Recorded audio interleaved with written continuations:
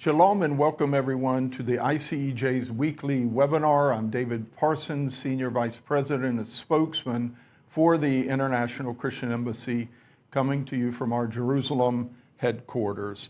And of course, we're talking today how goes the Iran-Israel war. I think it's probably a little more appropriate, how goes Israel's Operation Rising Lion against Iran?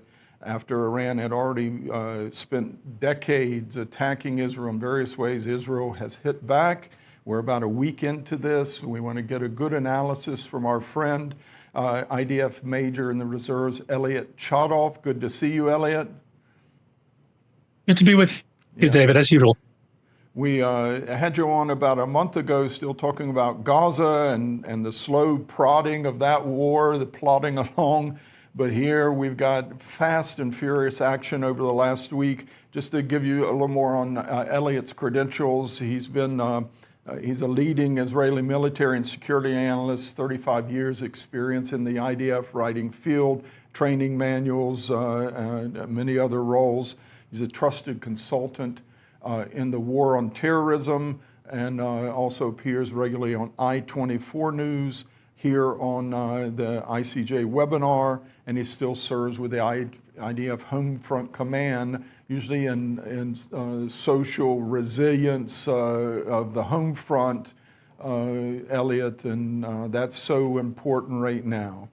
I want to just give a quick overview and some photos before we get into it. We're almost, as of Thursday evening, a week into Operation Rising Lion, this surprise and incredible Israeli operation against Iran, targeting the radical regime, different figures in it, their nuclear facilities, their ballistic missile capabilities. Israel's killed over 20 top military commanders and nuclear scientists in that first run. Very quickly, 40% of their missile launchers are now gone. There's fewer missiles hitting, and some real miracles over the last couple days, hitting empty parking lots, hitting the empty wing of a hospital. It started Friday, June 13th. Israel, the IDF says it's going better than expected. Their target list, they're doing well. They would like the U.S. to come in and help. We'll talk about that. But they say they're actually ahead of schedule on their target list, and surprised how easy it was to get air supremacy in over Iran airspace, and that Iran's response has been far less lethal than expected. They expected a lot more missiles, a lot more casualties. So far, they fired over 400 missiles. There were 25 last night. Around 25 have hit in urban areas, 24 dead, 500 injured, 27 homeless. Okay, that's sort of the wrap of this first week. But Elliot, tell us, first of all, did you have any knowledge or inkling that something was afoot? Of course, even Trump was saying they're going to attack, they're going to attack. But in your position, anything you can share about how you knew something was up? The inkling was there. I mean, we knew things were being prepared. The date was a very well kept secret. Actually, if I may, just in two sentences, I want to preface: the war didn't begin on June 13th, and you alluded to it, and I just want to be clear on it. The war began in 1979 when Khomeini came to power in Iran. And Iran has been attacking Israel and the United States pretty much regularly, either directly or indirectly through proxies and agents, all through this period. So what started last Thursday night, Friday morning, was the Israeli final or ultimate response to what's been going on now for many decades. Everybody had a sense that things were being geared up. But here I can tell you from experience, gearing up doesn't mean that it's actually going to happen until it actually happens. In other words, there have been many, many times in my experience personally where we were prepared for something, and then at the last minute, the order was not given. And I want to also be very specific on this. It's not that it's called off. it's not on until the order is given to do it. So the order was given at whatever point on Thursday, most likely.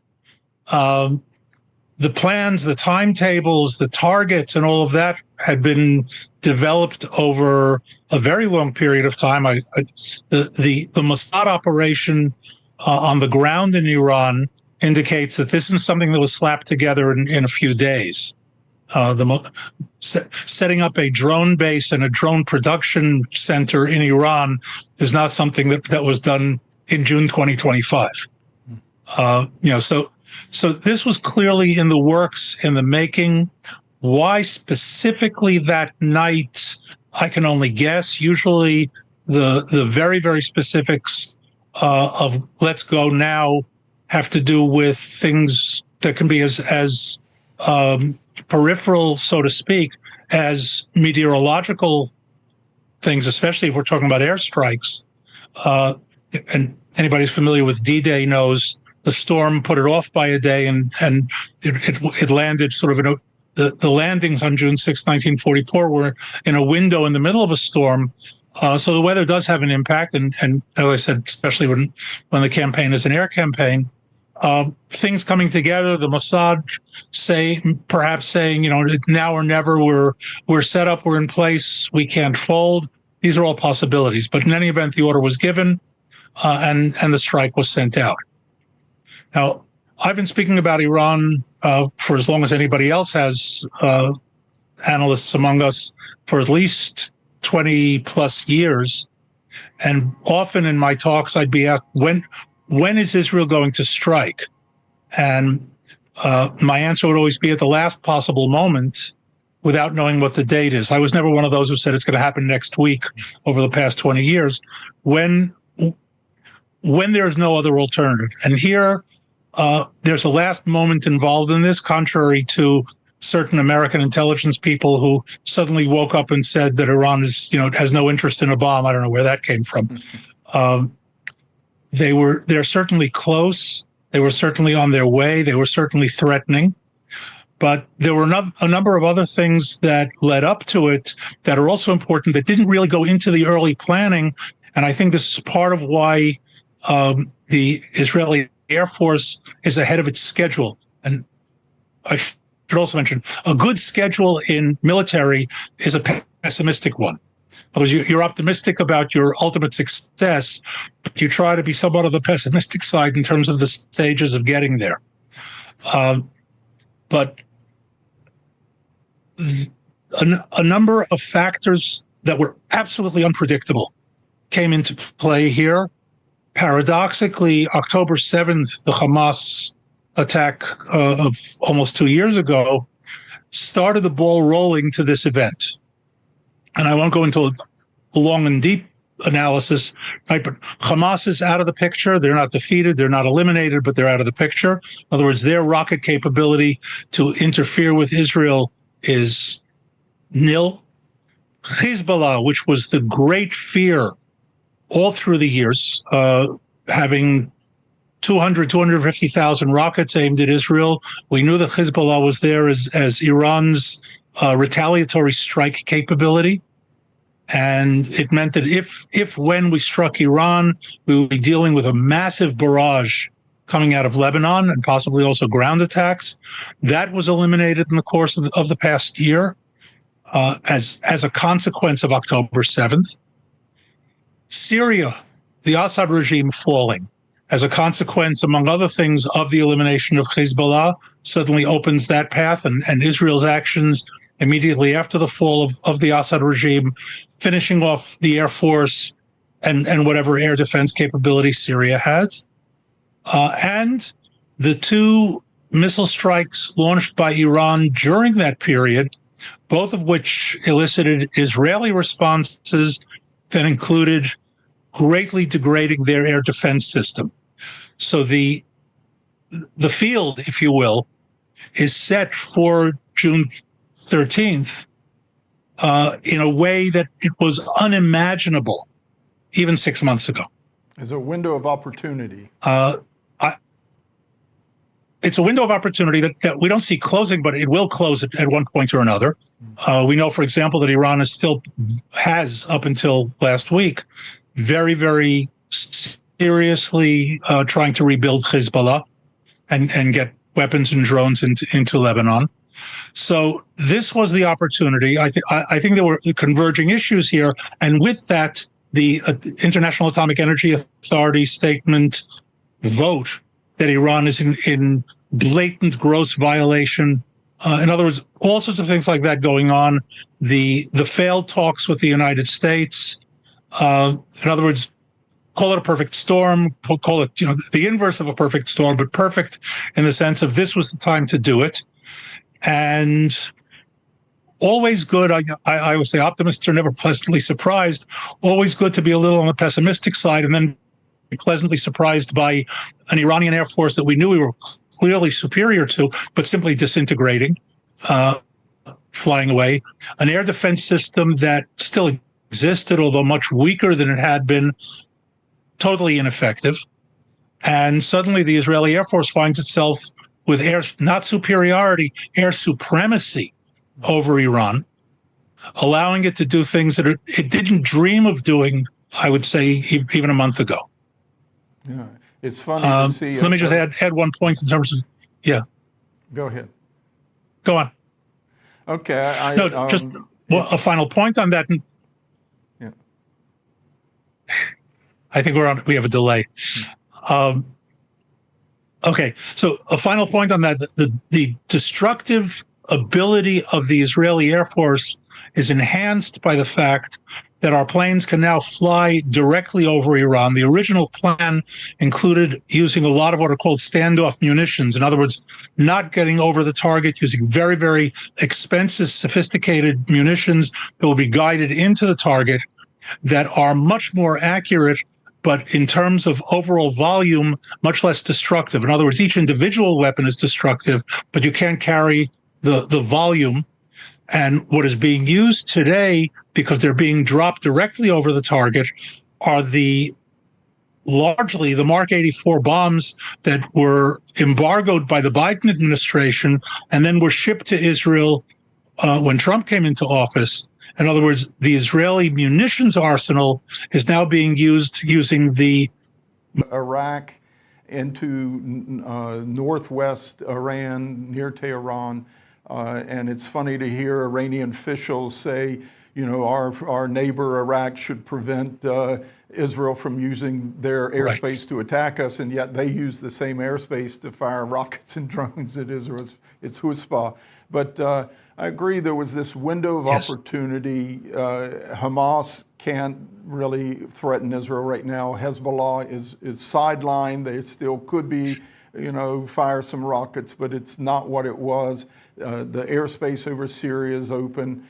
And you also have the friendliest president in the White House right now Israel could hope for, holding talks, gives them 60 days, and Israel acts on day 61. That window of opportunity, but also urgency that the IAEA says they're completely violating their obligations under the nuclear proliferation treaty, and also Israel's assessment. Do you know anything about? They say we know they, after October 7 and after even Nasrallah was killed, Israel saw the opportunity was growing. This window was opening, but that Iran was making a dash for nuclear warheads. And the IAEA says they have enough enriched uranium for 9 to 10 warheads. And anything you can say, because that's the window of urgency, that you got to act now before it's too late. Point of no return, the IDF chief said. Yes. First of all, those are the indicators. And I can confirm some of that from, I won't say classified, but from non-public source information. And what Israel is doing now is going after both reserves and capabilities, going after the Arak nuclear reactor, last night that produced heavy water that can be used for weapons grade plutonium. In other words, it's an across the boards kind of an attack of warehouses, production, centrifuges, the works, so that this is not a single sort of setback that they can put together, take 6 months and rebuild it. I should mention the same thing was done with the leadership, and this is very similar to the method that was used on Hamas and Hezbollah with such great effect, taking out not only an individual, as in, for example, Soleimani, who was taken out during the first Trump administration, was a very important target, but he was an individual. In other words, it was a painful loss to the Iranians, but not a deep systemic one. He was replaced, and the guy who replaced him learned and maybe wasn't as good, but did the job. If you look at the entire Iranian high command has been taken out. And that means it's essentially a headless operation, which here paradoxically is much worse for a country with irregular armed forces, and including the Islamic Revolutionary Guard Corps, which parallel, let's say, to the SS of Nazi Germany, still an armed force, as opposed to, let's say, Hamas, whose leadership being taken out makes it disintegrate into a guerrilla organization that's decentralized, much less strategically dangerous, but still running around, in groups of 3, 4, 5, whatever, and doing damage. That doesn't help. That kind of fighting doesn't help Iran. We're not on the ground there, and we have no intention of being there. So this kind of across the boards damage to the leadership, to the nuclear program, to the ballistic missile system, is greatly weakening them in a way that it's very, very hard for them to sort of fill it by plugging a hole. It's a rip across the boards, and that's the goal, in particular with the nuclear program, and the hope that the United States comes on board, at least with some airstrikes, is to get at targets, particularly at Fort Al, but in other places that are deep underground, that are very hard to hit with anything but the biggest of bombs. And somebody asked me the other day, why doesn't Israel produce them? Producing them isn't the problem. Carrying them is. Bombs of that size can only be carried by strategic bombers like B-52s and B-2s, and not by F-15s, F-16s, and F-35s. Yeah. So it's the delivery that's the issue. They don't have the platform, and this is why, if you want to speed things up, the Israelis are saying the U.S. should help, especially the Fordo site. It's 300 feet underground. This is where they believe a lot of the uranium enriched to 60%, almost weapons grade, is stored there. But the IAEA, it's very troubling. They say we can no longer say we have a tracker. We don't know where there's 60% uranium. It's like, I think 40 some kilos, enough for the 10 bombs. They don't know where it is. Yes. Yeah, that's troubling. They don't know where it is, but I wouldn't be so sure that we don't know where it is. Yeah. It seems there's a big gap between U.S. intelligence on Iran's nuclear program and what Israel has. But of course, Israel is much more threatened by this and much more incentive to go and find the truth. And you have to admit the Mossad and the IDF military intelligence has once again, after the pager operation, after what they did to Hezbollah in about a 2-month period, it is stellar work, legendary by this new generation of folks, and especially when you compare it to the Shin Bet's failures. They had taken sort of jurisdiction, a portfolio over Gaza and Hamas, and failed miserably, but Mossad and IDF intelligence are on the top of their game here. Very impressive. Yes. Also, let's keep in mind that without casting aspersions on any organization, Hamas in Gaza was always seen as the third lowest tier of threat to Israel, Hezbollah being above that, and Iran literally for decades being the top of the list. In other words, this is not It's not new that the Mossad is operating in Iran. It's something that we've known, taking out nuclear scientists and others, getting to their archives in Tehran. The Mossad has been there for many, many years and operating deeply and taking advantage of a significant segment of the population being against the regime and being willing to cooperate. Obviously, as the opportunity to strike went up, the Mossad stepped up its game in Iran.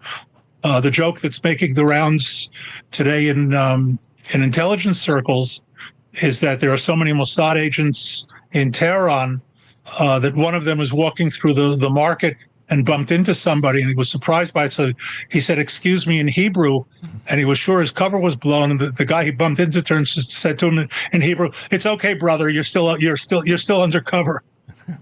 If they meet 3 times in one day, they got to go get ice cream together. It's ice cream. That's right. Exactly. They talk about, exactly. I asked you last time, are we going to eat hummus in Damascus, or we're going to eat ice cream in Tehran? There's also we'll do it on the same trip. There was also some Iranian office official source saying the Mossad headquarters in Tel Aviv is empty. Yes. And the Mossad wrote back, that's because they're all in Iran. Yeah. Exactly. Let's get to Prime Minister Netanyahu. He saw the window of opportunity. He has been warning about this. You sort of alluded to it for decades. Israel has known that Iran was developing a nuclear program for the purpose of attacking Israel since at least the Rabin government in the early 1990s. And Netanyahu, during his career, he's been like Churchill against the Nazis. He's hammered away. Iran is the big threat. He's felt a sort of historic personal duty to protect the Jewish people from a nuclear genocide by Iran. But was there an earlier opportunity he may have missed? Because many have, including many of his detractors, have said, "Oh, he doesn't have the steel. He doesn't have that inner resolve to pull the trigger," and he did now, and it's worked brilliantly so far. But did we miss some opportunity earlier? It's an excellent question, because there were opportunities earlier. They were much higher risk with lower prospect of success. He was talked out of them by military leaders, other security leaders. And this is one of those things that history only judges you in retrospect.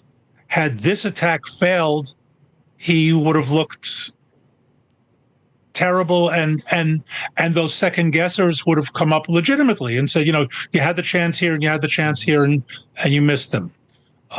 Now it doesn't really matter. I always I use an analogy for a sports analogy that when you win, for our purposes, American football, when you win the Super Bowl, nobody really cares about the interception you threw in the second quarter. Yes. Yeah. He's really salvaged his legacy with this, because the war in Gaza was dragging on, the hostages still there and all, but in an instant he's a hero again, a legend. And if he can now get a peace deal with the Saudis, he can ride off into the sunset as absolutely historic. Yes, I think politically, if he did that, it would be very clever. But that's a whole subject in and of itself. Yeah.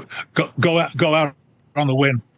Okay, it's actually a long way between Israel and Iran. Iran chooses the weapon they chose was these ballistic missiles and their drones. Their drones have been totally ineffective. They can't reach any targets. That's amazing that Israel has shot down every drone so far with these missiles. But Israel delivers its firepower on these state-of-the-art, the F-35, the F-15, F-16. They're the best in the world at this, but it's a long way. They only have a few refueling planes, And to do this 24/7, you can only deliver so much tonnage of weaponry. Like you said, you got to be precise. It's smaller, but doing the job. But can they sustain this if Iran chooses sort of a long war of attrition? They're running out of missiles, but can Israel or Iran sustain the current rate of battle? The answer is it depends on how long. Let's also keep in mind that in the real of military operation, this is an air campaign. It's not really a war. In other words, Israel can step up, step down. I imagine I know about the Air Force. I'm not Air Force, although I have to tell you that as a ground forces officer, I love watching the Air Force operate. They're doing a tremendous job. And you know, let me say something here as well, because there are unsung heroes in this. The pilots get all the credit, and they certainly deserve credit. They're doing an amazing job. But as you said, it's a long way. It's a lot of operations. It's a lot of turnaround. It's mid-air refueling. The men and women behind the scenes, the traffic control people, the planners, the logistics support people, the men and women flying the refueling tankers, and the ground crews who are making sure that all the bolts are tight and all the wires are connected, are as much the heroes of this operation as the pilots are. And the fact is, anybody who's familiar with air campaigns knows very, very often losses are significant as a result of mechanical failure, not just enemy action. So in this case, enemy action is basically nil, but still planes are getting there and back. So far we've reported no losses other than a drone. Now I don't know. It's possible that we've lost a couple of planes along the way that we're not reporting, but we're certainly not taking significant losses to our air capability. And that's a credit to all those people that wrap around to make sure that the planes are flying and getting there and getting back and that sort of thing. And as I said, of course, the pilots as well. As a result of high quality maintenance and turnaround, we can probably maintain this for a considerable period of time, provided we're getting the spare parts, which apparently we are, and we have a certain amount stockpiled. There are more pilots than planes. That's always been a doctrine of the Israeli Air Force. The flight itself, let's say altogether, including the flight over, the flight back, and operational there, is, let's say, about 6 hours, which is long, but it's not outrageous when you consider American strategic bombers doing 20, 24-hour and even more with mid-air refueling. So it is sustainable. It can also be sort of scaled down a bit and maintained. In other words, if now we're sending 50, 60, 70 planes at a time in waves, and apparently there are planes over Iran now 24/7. They're overlapping waves. That can be scaled back a bit depending on need. They don't need to know it because they can't count them all at once. So let's say if instead of 70 you're sending 40, it's still a considerable strike capability, but it allows for a little bit more work, a little bit more maintenance, a little bit more rest for pilots, and so on. And I leave that to the Air Force planning people. They're very good at that. It is wear and tear, though, on all these planes, but I think there's high motivation and morale right now, especially in the Air Force, and kudos to them. But some in Israel, some Israeli leaders are saying we can get this done faster if the U.S. joins. President Trump hasn't done that yet. And for me, my view is, in the long term, it's better if Israel confronts Iran alone and gets the job done without actual American offensive military involvement, that it puts a lot more fear and respect throughout the region for Israel, but it could get the job done. They could use a few more refueling planes. I'm sure they could. But you know, the 15-ton, 30,000 pound bunker busters to target Fordo nuclear plant, that Israel doesn't have a platform for that. But I'm a little more comfortable right now with the U.S. staying out of it for a few more days and keeping the pressure on Iran.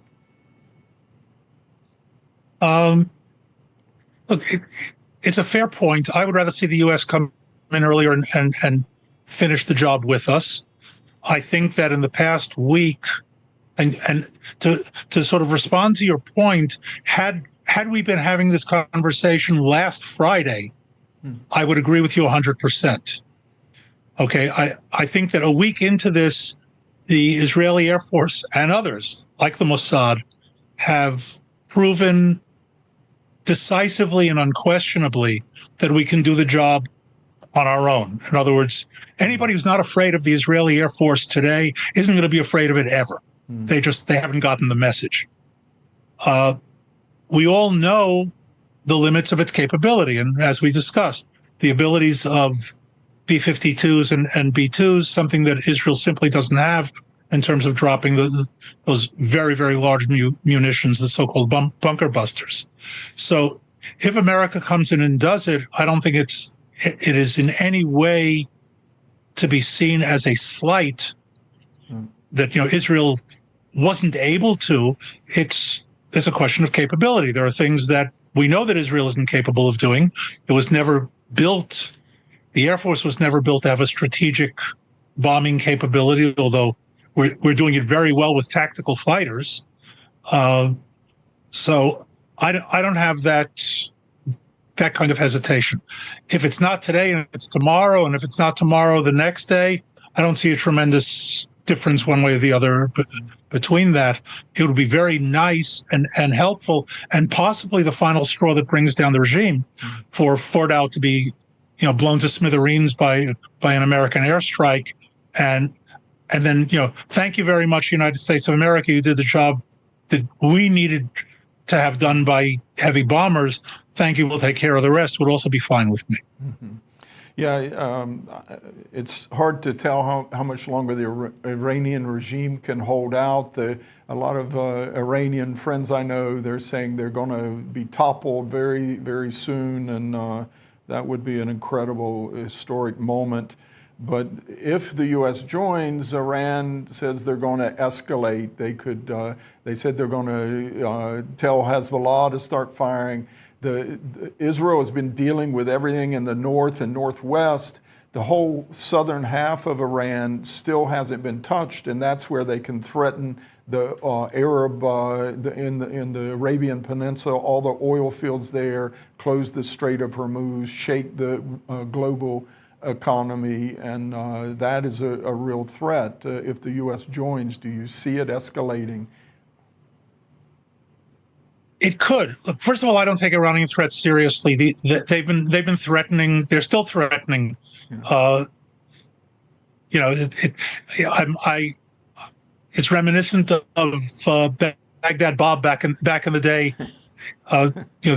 The Iraqi propaganda minister standing and being interviewed on the streets of Baghdad saying American tanks will never enter the city. And in the background, you see, a column of American tanks driving by. No connection to reality. Mm-hmm. So they make it up as they go along. The threats themselves wouldn't concern me. Would they try? Possibly, but let's keep in mind, their capabilities have been tremendously reduced. Their Air Force is completely useless at this point. Our pilots were actually surprised that on the first night that Iranian Air Force planes took off and then fled. They didn't engage. They refused to engage. And I'll tell you parenthetically that I'm sure a bunch of our pilots were very disappointed because they wanted to be able to put those markers on their planes after they shot them down. But they didn't give them the opportunity. So can they fire a few missiles? Yes, they can. And at that point, if the United States says, oh, you're shooting at us, what was going to be a a short and sweet campaign. We'll now turn into, how can I put this? Do you want to see what 3 aircraft carriers worth of aircraft can do to you? No problem. We can show you that as well. Cruise missiles. America has enormous destructive capability. So I don't see an extended, prolonged, expanded war coming out of this. If anything, on the contrary, anybody who might have thought to jump in, like Hezbollah, the Houthis, for example, and we're still trying to figure out how come they've only fired 1 missile this week. One of the theories is that we took out their chief of staff, who was also the guy who knew how to fire the missiles. But for whatever reason, the Iraqi and Syrian Shiite militias, everybody is off on a coffee break, and we know that the Iranian government is at least disappointed in Hezbollah because they are their boys, and they've also said we're not getting involved in this. So I think those threats are hollow. They're not completely meaningless, but they don't carry anywhere near the weight that the Iranians would like the world to think. So you're hopeful this can play out in another week or so and come to a successful end for Israel? I would hope so. Look, I don't think it's any secret that the hope behind the hope is that there'll be an uprising in Iran and overthrow the regime. The regime is at the weakest point it's been since it consolidated after the revolution. We know that there's opposition. We don't know how well organized it is across the boards. There's certainly a lot of discontent. One of Elliot's iron laws is that revolutions and uprisings succeed when the rebels have more people willing to die than the regime is willing to kill. And I think that in the past week, we've reduced the regime's capability to kill by a significant factor. So this would be the window of opportunity for an uprising. Having said that, what it seems to me is that the opponents of the regime are waiting for it to get even weaker. In other words, and understandably, but here you have to be careful. You can wait too long. And there's only history will tell you in retrospect whether the time was right or wrong, or you missed your opportunity. So it's my hope, and not just mine, that sometime over the next days or week, that the Iranian opposition will get itself together and finish off the regime. Yeah, the Al-Jilani and his... And then that ends it. Al-Jilani and his hordes left northwest Syria and were in Damascus within 12 days. The army just crumbled, the Syrian army. Yes. Yeah. Look, let's focus on Ayatollah Khamenei himself. Any insights you might have. He wasn't heard from for days and days. He shows up on Twitter with this drawing and this incitement against Jews about Khyber, yes, return to Khyber and all. But I just sense he's isolated, he's in a bunker, he's probably not getting the truth, and he seemed defiant, but that probably is more a martyrdom complex after all. He believes in martyrdom. He sent many children to martyrdom, he and his predecessor, Ayatollah Khomeini. Any sense some say he's already handed over, control to the to his son, Quds Force, or to his son. He's got a son who's operating everything. And yes, they're true believers. They believe in this. Certainly. Yeah. They're absolutely true believers. The word is that he's in depression. He's got nobody to talk to because we've killed off all of his advisors. He's 85 and he's sick. Yes, he's 85 and he's sick. And I think also something that you mentioned it, but I think is worth emphasizing. His predecessor was Ayatollah Khomeini, In other words, since 1979 until 2025, there have only been two leaders in Iran. And I think that's something that we Americans and Westerners have a hard time fully appreciating. And for the Americans among us, and people from other countries can do their own arithmetic on this, think of how far America is leadership-wise in terms of generations from Jimmy Carter, who was the president when Khomeini came to power. And not just in terms of how many different presidents there have been, but how many different doctrines, how many different policies, how many different directions from Carter until today. And then consider the fact that Khamenei of today took over from Khomeini and was his personal appointment. In other words, he's not just his successor, he's his heir. Okay, so this is Khomeini 2.0, number one.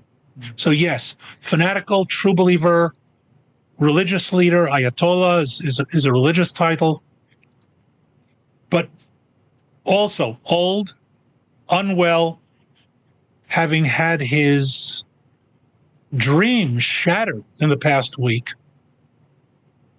in his bunker. It's hard not to draw the Hitler parallel for a variety of reasons. And how much true information is he getting versus orders that he's possibly giving? And here I go back to the Hitler analogy, to forces that don't exist, to capabilities that don't exist, and nobody having the heart to tell him, sir, it's just not there anymore. So he's important as a figurehead, but I think his ability to control and make decisions has been greatly reduced. Here again, to the Hitler analogy, except on the grand. In other words, Hitler's order not to surrender was one that was held. It wasn't based on any, grasp of reality, but it was, the order from the top, from the Fuhrer. And here as well, I think that an order from Khamenei, we're going to fight to the end and we will win because will and Allah and all of that will sustain us, is something that will be very hard for people, his subordinates, not to follow. And that will only bring Iran into that much more damage and destruction, as happened with Germany. Yeah, but does that mean Israel should take him out or not?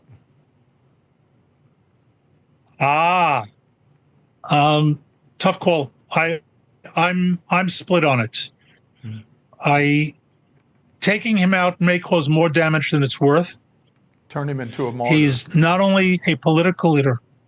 Turn him into a martyr, and let's keep something else in mind. Naim Qassem said this yesterday, the head of Hezbollah, and I think there's a certain validity. Once again, I take threats with a grain of salt, but a certain validity in what he said, and that is that taking out Khamenei will be a blow to believers around the world. Now, keeping in mind that these believers are a very, very specific sect of believers. And I don't mean just Shiites, because even within the Shiite world, there are Khomeiniist Shiites, which is what we're talking about. And there are those who oppose Khomeini's theology. So it's not all Shiites. But he is more than simply an Iranian leader. He is also a very important leader of Khomeiniist Shiism. And that also have ramifications beyond Iran per se. As I said, tough call. I don't think that he's all that important at this point. Yeah, he's sort of sidelined and disabled to make the real decisions. Yes. Okay.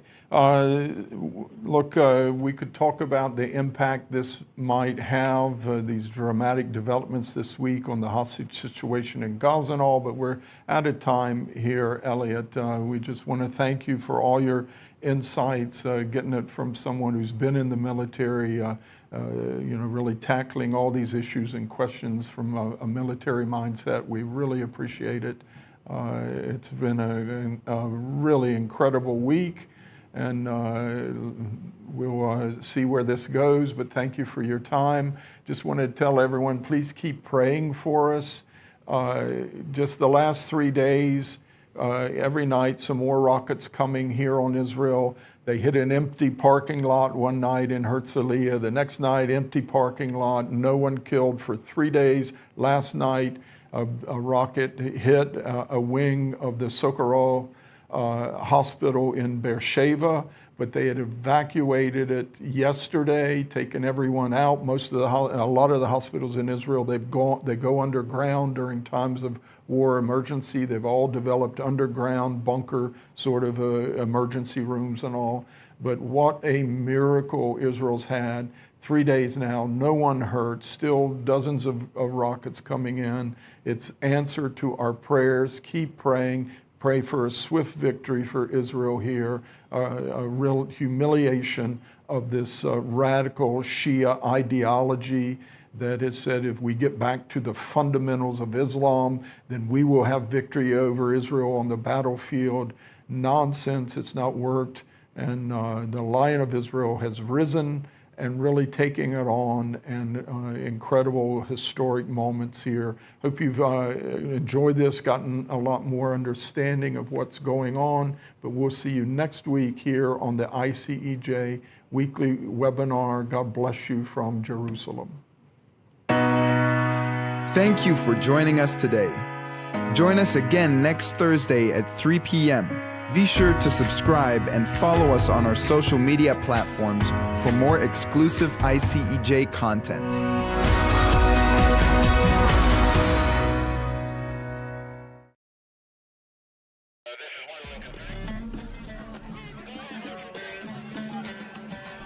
Throughout history, God has always used a remnant, those who carry His heart, see things from God's perspective, and respond to God's word. Zechariah 14:16. It shall come to pass that everyone left of the nations that came against Jerusalem shall go yearly to worship the King and to keep the Feast of Tabernacles. Since 1980, believers from more than 200 nations have celebrated the feast. And we invite you to join us this year in Jerusalem.